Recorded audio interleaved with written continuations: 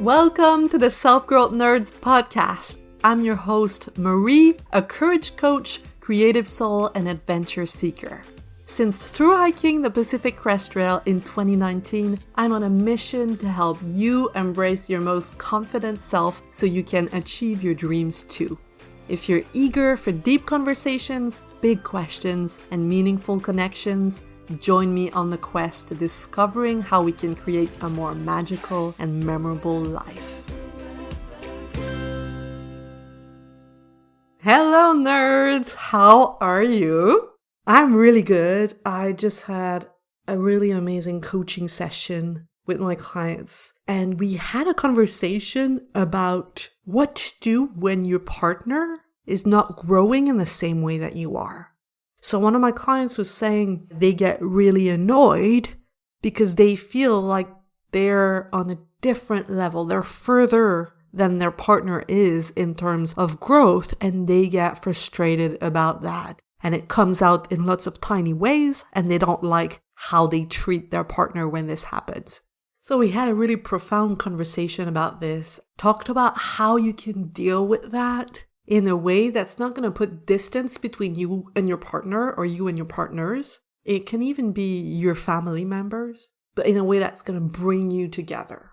That's the kind of conversations that we have in the coaching calls. It's so interesting. And whenever I leave these calls, my clients say they feel so much lighter and inspired. And I feel so energized, and I keep telling myself how I freaking love my job. Anyway, today's topic is a movie. It's the first time I've done this, and I don't think it's going to be the last time because I love to watch movies, and I loved King Richard. I got these two great tennis players. All we need is a club. King Richard is the story of Venus and Serena Williams, especially their dad, Richard, who started training them to be tennis stars from when they were really young. So it's about their youth and how their careers got started. I really recommend it. It's like a feel-good, inspirational journey. Plus, Will Smith plays Richard, and Venus is played by Sania Sidney. Serena is played by Demi Singleton. The mom, which is amazing in the movie, is played by Onjanu Ellis. I hope I'm pronouncing her name right. And lastly, it was written by Zach Balin and directed by Ronaldo Marcus Green. So you can rent it on YouTube, or I think you can still go see it at the cinema. But for now, let's jump into the 5 key takeaways, and don't worry, I'm not gonna share any spoilers. So, first key takeaway is that what leads to success is hardcore skill and belief. So, of course, Venus and Serena had a lot of talent, but that talent would not matter if they didn't put the amount of time that they did to develop their skills. I've been reading the book Outliers by Malcolm Gladwell about stories of success. And he talks about the 10,000 hour rule. I don't know if you've heard about this before, but it's the amount of time that it takes to become an expert. And 10,000 hours doesn't seem like a lot, but if you think about it, if you do something for 40 hours a week, every week of the year, it would still take you almost 5 years to reach this level. And in the book, Malcolm gives a bunch of examples. And one of the examples that stuck with me is the Beatles. So before the Beatles arrived in America and became the legendary band that they are, they got a contract in Hamburg, Germany, where they would play in strip clubs. But the thing is, they would play all night. They would play for 8 hours straight. And it was hard for those strip clubs to find bands that wanted to do that. And so it was easy for the Beatles to come back again and again. And they say that sometimes they would do it 90 nights in a row. And they did that many times. So by the time they arrived in America and became a success, they already had those 10,000 hours behind them. So it's the idea of natural talent, that you're just born a genius, is flawed because while it might be true, most of the people that reach the top have had to put a lot of effort in as well. And obviously that's not the only parameter. The book Outliers explores all of the parameters, but it's just not true that you're born with talent and you become a legend. It's not as simple as that. And so that's the part about having really good skill.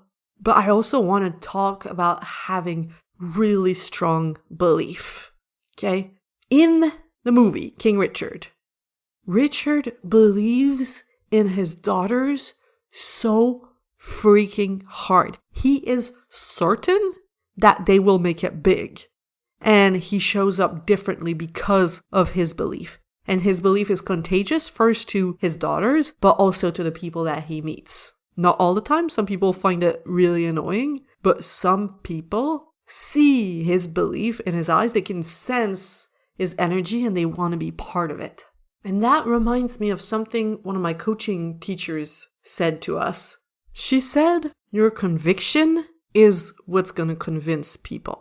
And she said that in answer to someone who was expressing their worry about becoming a life coach. Because let's be honest, life coaching doesn't always have the best reputation. It's quite a new industry. It's been around just for like a few years, not more than 10, maximum 15 years. So that's still quite new. It's an unregulated industry and many people have question marks about it and they don't quite understand what it is. So some people are worried when they go in that direction. I was one of them because, it's easier to make people happy when you tell them, let's say your parents, when you tell them, I'm going to be a therapist, or I'm going to be a lawyer, or I'm going to be a doctor, rather than telling them, I'm going to be a life coach. Honestly, it's the same thing with thru hiking. When you tell your parents or someone that you're going to go thru hiking, they look at you weird. Like, are you sure you want to put everything on hold to go walk in the woods for 6 months? Same kind of thing. When you tell someone you want to be a life coach, they're like, I'm not sure what that is, but is it a good idea? But my teacher said conviction is what's going to convince people. And I often talk about this with my clients because what I see my clients do is they have a dream and then they bring their dream to their loved ones with a bucket half filled of confidence. So if you bring your dream to someone and you yourself are not completely sure, your conviction is maybe just like 30, 40, 50%, then it leaves room for the other person to pour all of their doubts inside your bucket. And I see that in so many different situations. It was like this for me with my partner when I first approached him about wanting to hike the Pacific Crest Trail.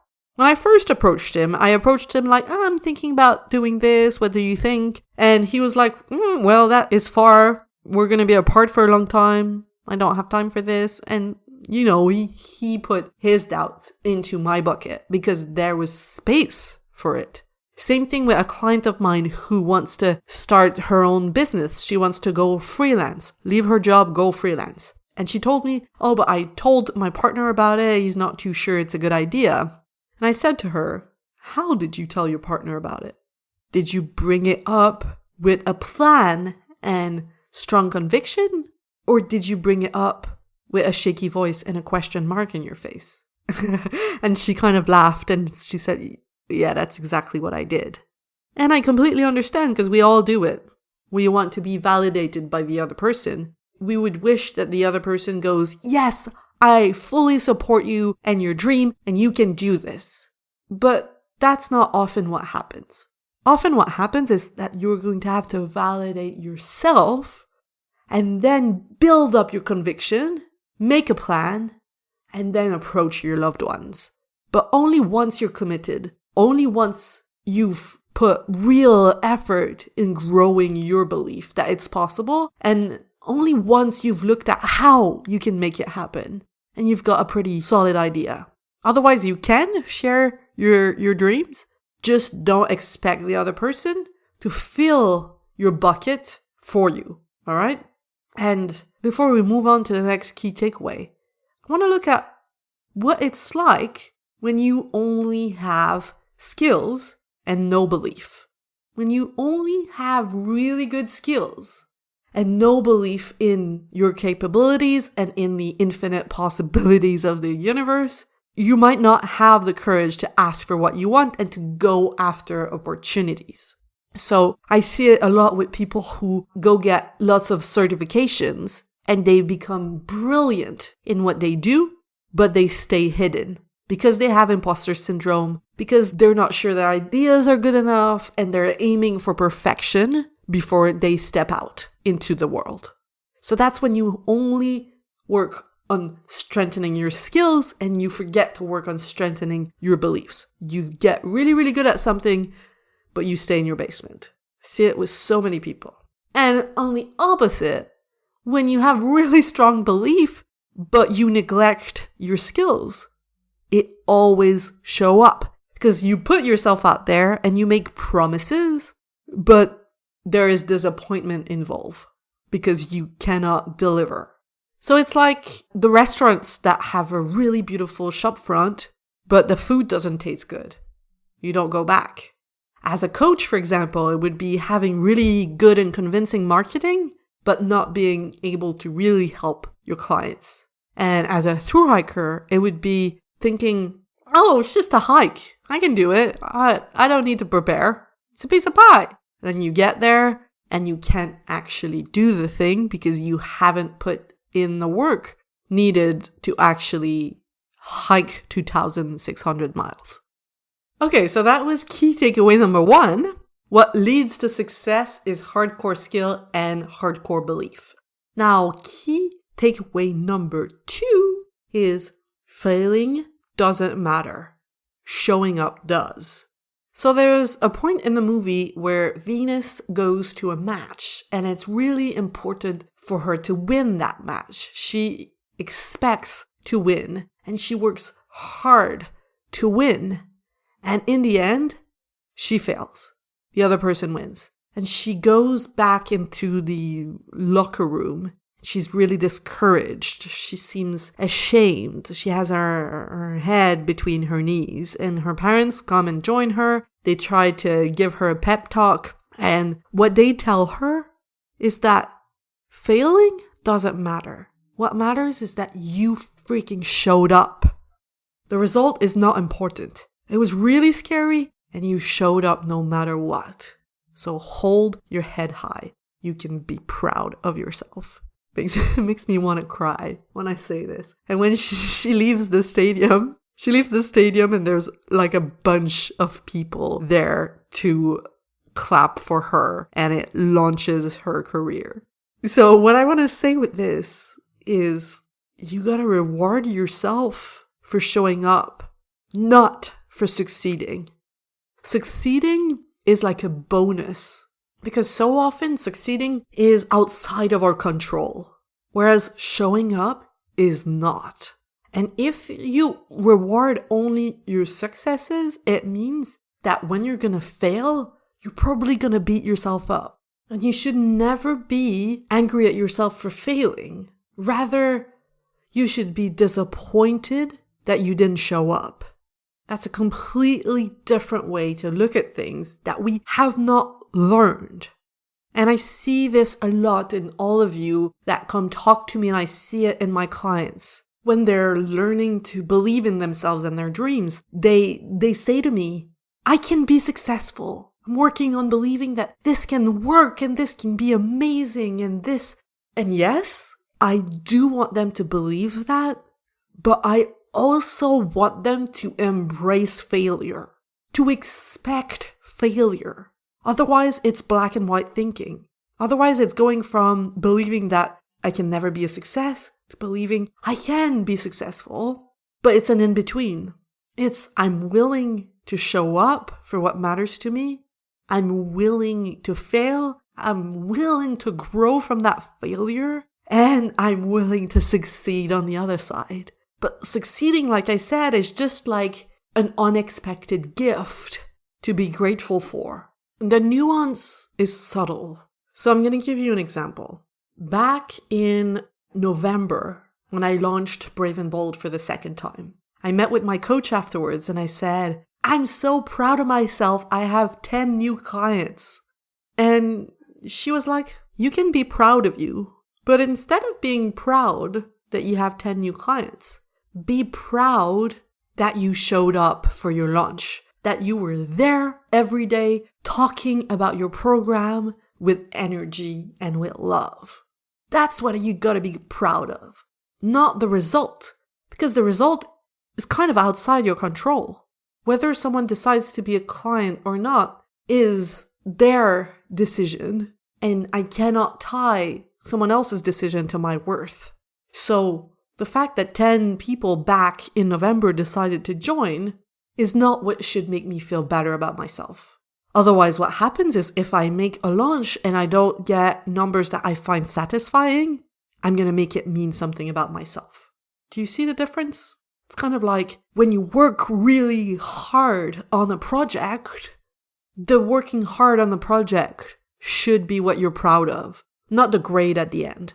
Because some teacher, let's say it's a project in school, some teacher might give you a C because they were in a bad mood that day, they had a fight with their partner, they don't understand what you've created. It's okay to feel disappointed, but if you put more value on the result rather than on the process, you hit yourself on the foot. Same thing with writing a book or being like a freelancer. If the person at the other end doesn't enjoy what you've created, that's one thing. But have you enjoyed what you created? Have you enjoyed the process? That's what matters. Have you learned something from the process? And yes, of course, it's a bonus if the other person, if the client at the end loves what you created. If the readers of your book love your book, it's a bonus. But that's not what you should reward yourself on.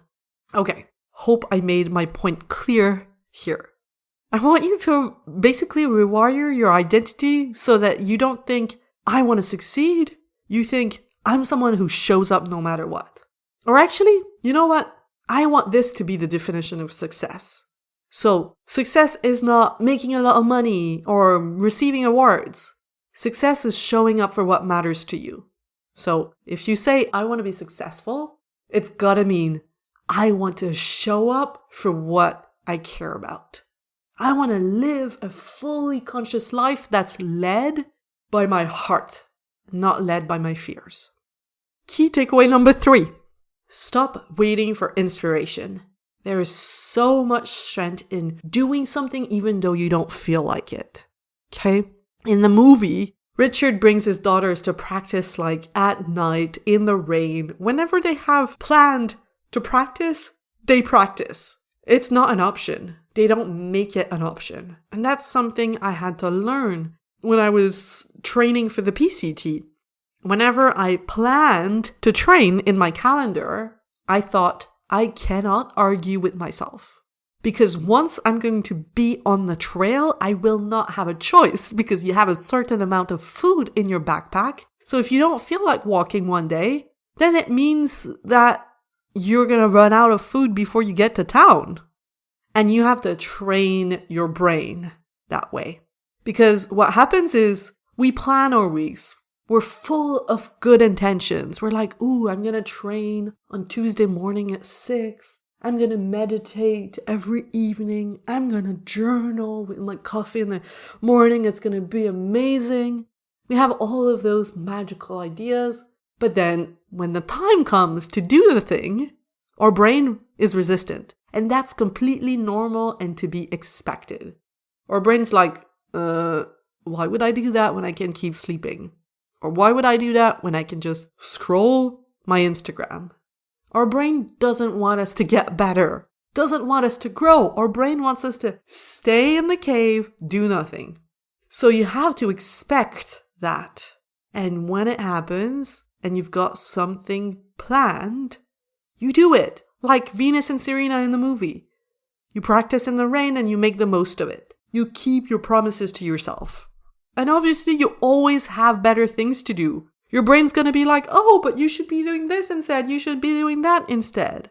But you've got to focus on what you want most instead of what you want now. It's called delayed gratification. And I know it's hard, and I know it's uncomfortable, but it's definitely something that you can practice. And one way to address that, I'm going to give you an example that showed up with one of my clients. They said they were having a hard time sitting down to do the brave and bold work. And they wanted my help because it was important to them, but they kept putting it off and they kept procrastinating. So you can apply that to whatever it is you're procrastinating on. The first thing we did is figuring out why. What's the feeling they didn't want to feel? And for them, it was the fear that if they did the brave and bold work, they would realize that the life they're living needs so many changes and that they might not be going in the right direction and that they might even have to burn certain bridges and they might have to steer and go in a different direction that was going to disappoint their loved ones. And this shit is hard. No one wants to disappoint the people that they love. We'd much rather take the direction that's going to make everyone happy, right? That's going to make your mother-in-law happy. That's going to make your partner happy. That's so much easier. But what if it's not aligned with who you are at your core? So that's what my client was afraid of. And so I encouraged them to welcome that fear, to see it and almost like give it a hug and be like, it's okay. I get it. It's okay that you're here. And then what we did is look at why it matters to her. Why did she sign up in the first place? Why does she want to do that? And spend time there. Spend time in the life that they want to create. And why it would be so amazing. And connect with that magic sensation. And connect with the possibilities. And then once we've done that, so acknowledge their fear, hold their fear with compassion, and also strengthen their vision, then it becomes much easier to do what you said you were going to do. And for some of you, the carrot, like the aspiration, is not enough and you also need the stick. So if you know you're like this, ask yourself and visualize what your life would be like if you keep doing the same thing. So if you keep like forcing yourself to go to a job that you dislike every day for the next 40 years, how would that be? And sometimes that's what's going to help you do what you said you were going to do and take the boring steps to get where you want to go. I'm going to make it another through hiking parallel. The only way to make it to Canada, to hike 2,600 miles, is to take one step after the other. I know. It's boring. It's not glamorous, but that's how it is with so many things in life. So that was key takeaway number 3. Stop waiting for inspiration.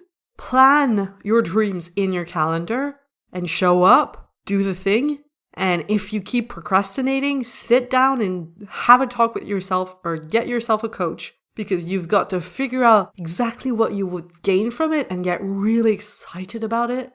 And also be aware of the fear that's getting in the way and look it in the eyes and hold it with compassion. And it's not like you have to work with this fear so that it disappears. No, we don't want to waste time on that. We just want to tell the fear, come with me.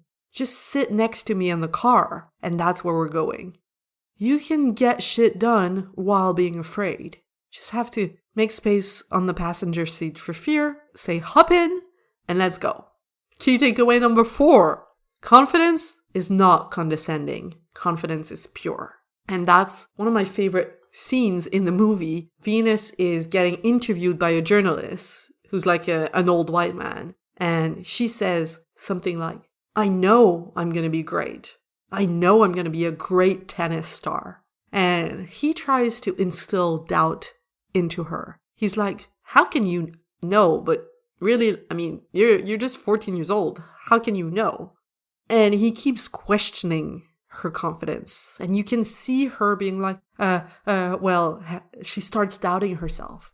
And that's when her dad, Richard, steps in and tells the journalist, like, what are you doing? Fuck off. You are messing with a 14-year-old's confidence. Stop that. Why would you do that? And I thought that was so good. So good. So there's a scale that I learned about from Abraham Hicks. So when it comes to your dreams, you either doubt them, hope they're possible, believe they're possible, or know that they're possible. So I'm going to repeat that, like picture a ladder where everything that you aspire to, there's different levels that you're going to go through, and there's less and less resistance. So the first one is doubt. Like when I first heard about the PCT, I doubted that I was capable of doing that. Then I started hoping that maybe it was possible for me. Then I worked my way up to believing it was possible for me. And then lastly, I just knew. I just knew at one point, this is me, this is what I do, this is what I'm capable of. And we all want to make our way on that scale, but then some people are going to come in, or some obstacles of life are going to come in, and they're going to push us down the ladder, like this journalist in the movie.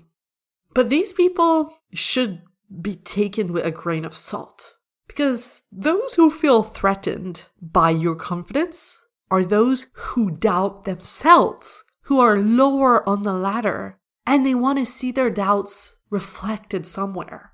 They want to see their doubts validated. Otherwise, it just feels awkward. So they're projecting on you. I've had many people in my life dislike my confidence. I mean, I'm a double Leo, so I can be quite bold. But believe me, it's not always the case. I, like everyone else, have to work my way up whenever I do something new. Work my way up that ladder. But people don't like confident women.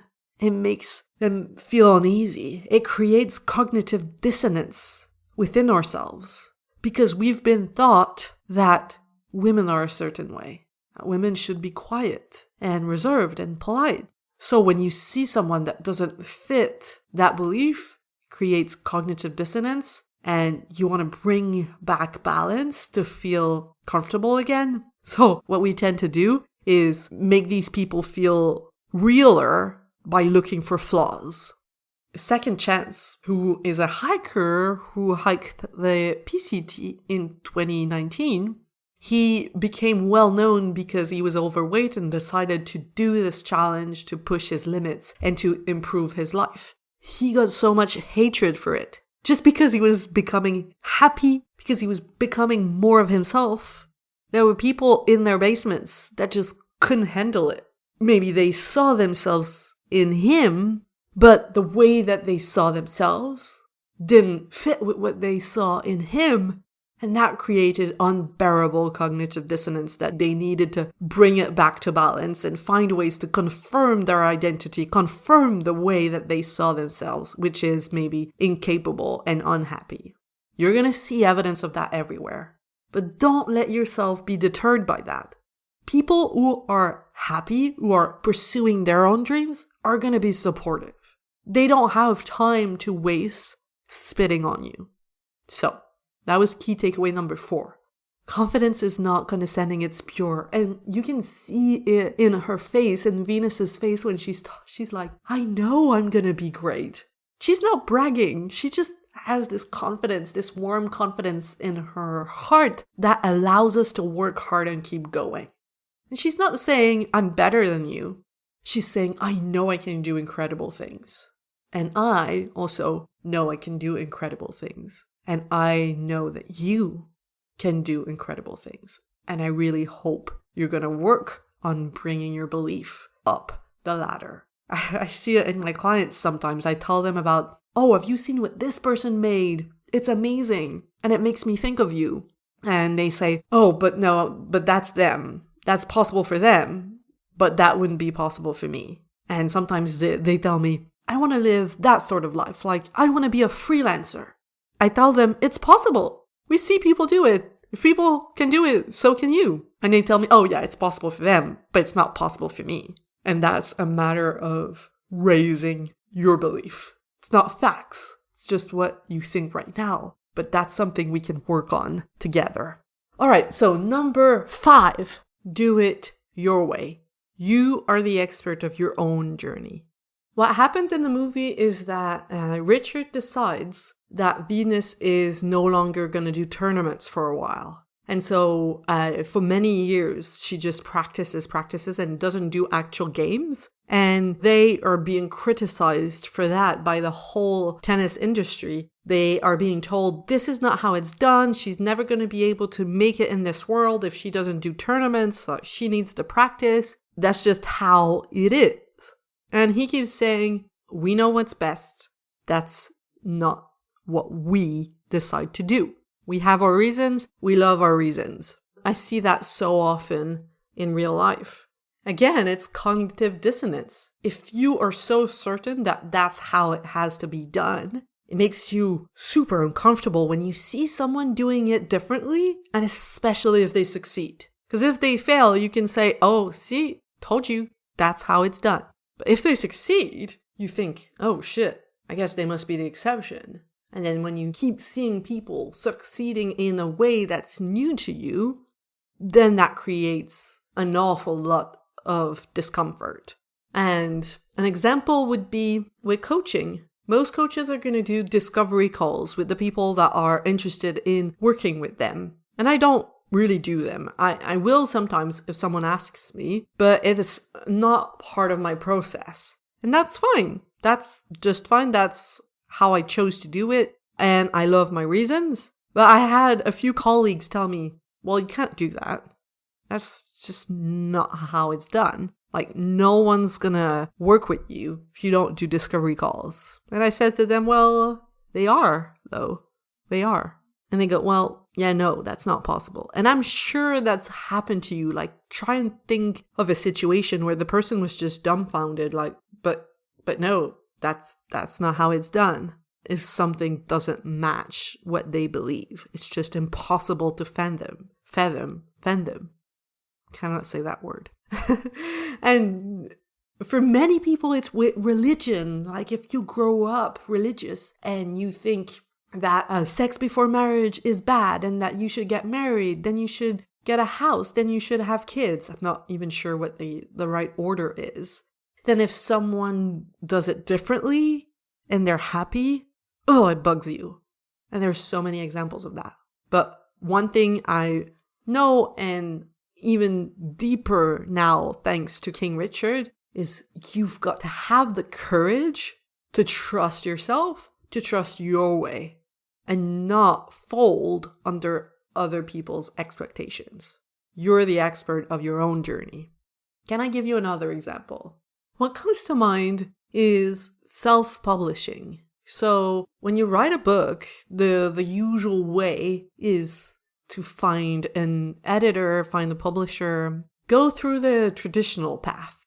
But then in recent years, it's been increasingly easy to self-publish via platforms like Amazon. You can literally upload your book on Amazon and start selling it in a matter of days. I've done it myself. I've made money that way. And I know that Carrot Quinn, who wrote the amazing memoir Through Hiking Will Break Your Heart, has also found their success via self-publishing. They have a publisher now, but they didn't start this way. And this sort of thing angers so many people. Like, oh, well, they should have to go through the traditional path. I went through these obstacles. I faced those struggles, and it's not fair that they get to have it so easy. We see the same thing happening with people who succeed even though they didn't go to school for a long time. The people that have get angry at that. So we can think of so many ways like, oh, that's how it's done. You have to go to university, get a degree, then get a master's, and then you can earn X amount of money. Not before that. And if you do, there must be something wrong with you. Another example is, oh, you don't go traveling if you have debt. Like, you don't do that. And some people think it's fine. People have different opinions when it comes to debt. Also, when it comes to business, like, oh, it's well known that you've got to go in debt in order to start a business. Well, it doesn't have to be this way. There's so many ways. You are the expert of your own journey, and you've got to trust your intelligence. And I'm not talking about like being smart. I'm talking about your deep inner knowing. Follow the pull inside of you and trust that you are the number one person who knows what's best for you. And in the movie, it turns out they were right. Turns out she waited for years before she played a game again. And it was the perfect decision for them, no matter the ruckus it may have created. So let's summarize the 5 key takeaways. So the first one was, what leads to success is hardcore skill and hardcore belief. You have to work on your skills as much as you work on your belief. One is tangible, so it's easier to work on quite often. And the other one is untangible, but it's just as important. The second one was failing doesn't matter, showing up does. Number 3 is stop waiting for inspiration. There is so much strength in doing something even though you don't feel like it in the moment. Doing something because you know it's for the greater good, because you know it's going to serve what you want most rather than what you might want right now. Number 4, confidence is not condescending. Confidence can be pure. I love that. Number 5, do it your way. You're the expert of your own journey. And while you might be wrong and you might make mistakes, you will have listened to your gut, and that's what matters. So that's it for today. I hope this was helpful. I hope this was inspiring for you. I definitely encourage you to go watch King Richard. It's a really fun movie. So I wish you a good week. And if you want to start making real progress towards your dreams, apply for Brave and Bold. You can join right now, and I would be honored to be your guide on this exciting journey. To apply for Brave and Bold, just go to selfgrowthnerds.com/brave and bold. It only takes 2 minutes. It's literally 2 questions. And then I send you the private training that explains everything about my 3-part framework to creating an epic and fulfilling life. From there, you can decide and join us if Brave and Bold is a good fit for you. Bye-bye. You just listened to the Self-Growth Nerds podcast. Make sure to subscribe and to find me on Instagram at Self-Growth Nerds. If you want individual help developing the confidence to create a more meaningful and exciting life, visit selfgrowthnerds.com today to learn how. Finally, I want to thank my friend Etienne Galano for editing this, and I want to thank you, kind-hearted souls, for growing into your truest, most courageous selves every day and making this world a better, more beautiful place. My name is Marie, and I will talk to you next week.